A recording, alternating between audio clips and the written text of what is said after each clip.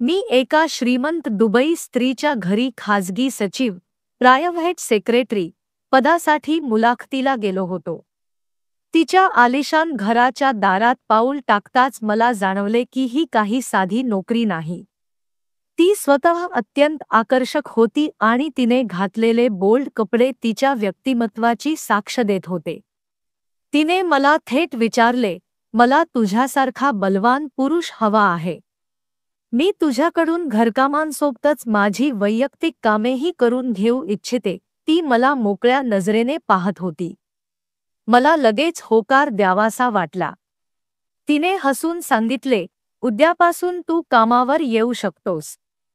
दुसऱ्या दिवशी ठरल्याप्रमाणे मी त्या दुबई मालकिणीच्या घरी पोहोचलो. मी तिला विचारले, "मॅडम, मला काय काम करायचं आहे?" तेव्हा तिने मला तिच्या खासगी खोलीत बोलावले. मला थोडा संकोच वाटला, पण ती म्हणाली, "लाजू नकोस, आत ये, याच कामासाठी मी तुला नेमले आहे. यानंतर तुला माझ्या मुलीच्या खोलीतही जायचे आहे."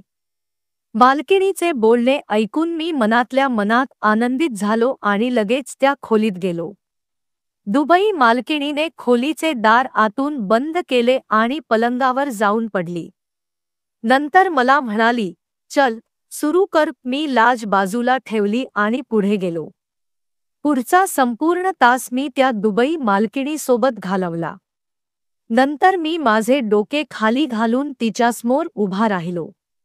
माझे हृदय धडधडत होते, कारण मी चुकून या घरासमोर पोहोचलो होतो.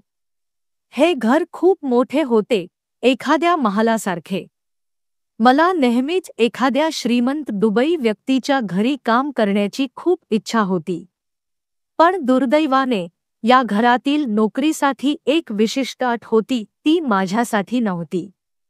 मी नोकरी सोडू इच्छित नव्हतो, म्हणून लोभाला बळी पडलो. त्या स्त्रीने मला तिच्या मुलीच्या खोलीत पाठवले. तिथे जाऊन माझे होश उडाले. तिची मुलगी अत्यंत सुंदर होती आणि तिनेही मला वैयक्तिक सेवेसाठी बोलावले. मी धर्मसंकटात पडलो, पण पैशांच्या मोहाने माझा विवेक झाकला गेला.